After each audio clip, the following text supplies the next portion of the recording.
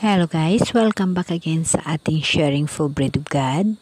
So guys, bago ang lahat, manalangin muna tayo in the name of the Father, and to the Son, and to the Holy Spirit. Amen. Lord, thank you so much sa paggabay mo sa akin, pagbigay mo sa akin sa pag-uunawa sa aking pananaliksik sa itong kasulatan sa Biblia na aking hinahawakan. Lord, nagpapasalamat ako dahil binigyan mo ako ng pagkakataon na magkaroon ako ng oras sa mga ganitong bagay at aking hiningian sa iyo ng pahintulot na ako'y iyong tugutan upang mananaliksik at maunawaan ang bawat himay-may na nakasulat sa Biblia. Okay, guys, today i-share natin yung tungkol sa Kronika verse 6 hanggang sa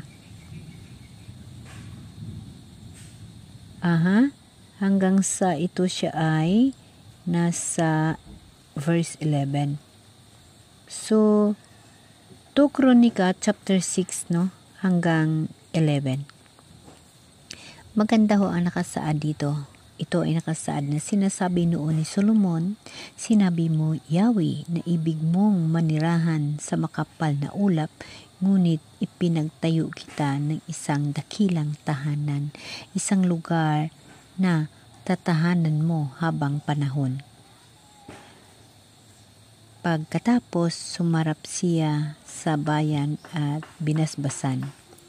Wika niya, purihin si Yahweh ang Diyos ng Israel. Tinupad niya ang kanyang pangako kay David na aking ama. Sinabi niya noon, mula nang hanguin ko sa Ehipto ang aking bayang hanggang ngayon, hindi ako pumipili ng alinmang lungsod sa 12 lipi upang ipagtayo ako noon ng isang templo na aking matitirhan. Hindi pa rin ako pumipili ng sinuman upang mamuno sa Israel.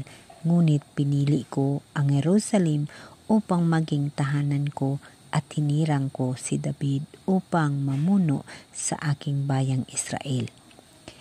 Binalak ng aking ama na ipagtayo ng tahanan si Yahweh, ang Diyos ng Israel. Ngunit sinabi sa kanya ni Yahweh, mabuti ang binabalak mong magtayo ng Ehipto ng isang templo para sa akin, subalit hindi ikaw ang magtatayo niyon, kundi ang isa sa magiging anak mo.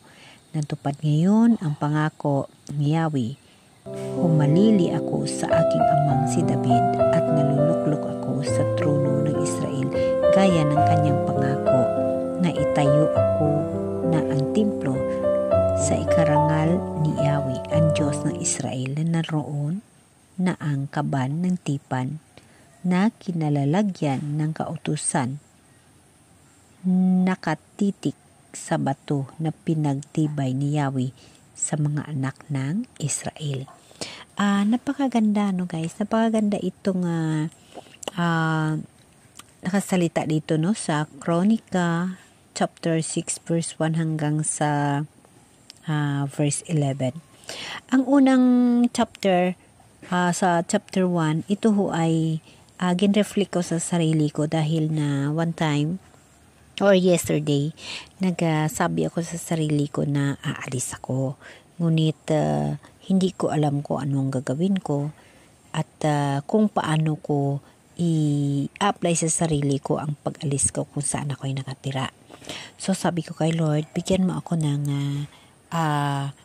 isang sign or isang message para aking maunawaan ko anong dapat kong gagawin.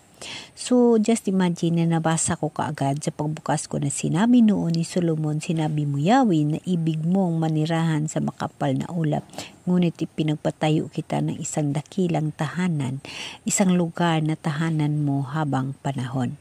So, para sa akin, gin-reflect ko ito sa sarili ko na kung saan ako ngayon dinala is dito na lang ako, So, yun ang nagiging reflection sa sarili ko.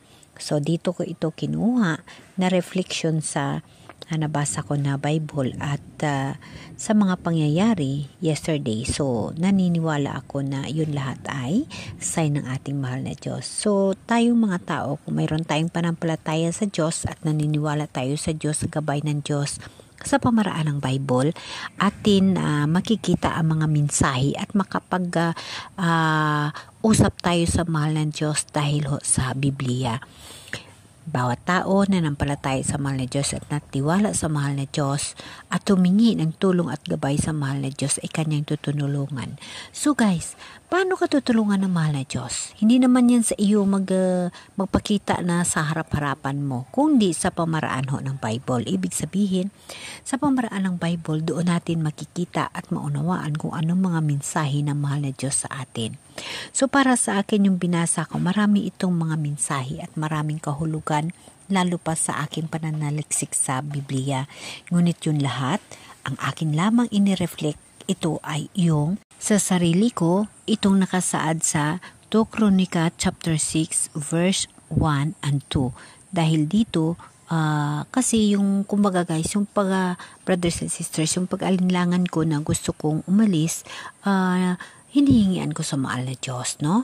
So, ito nga ang nabasa ko na ngunit ipinagpatayo kita ng isang dakilang tahanan, isang lugar na matatahan mo habang panahon. So, inireflect ko sa sarili ko ang nakasaad dahil ito ay hiningian ko rin kay Lord kung aalis ba ako o hindi, aalis ba ako dito sa tinitirhan ko o hindi.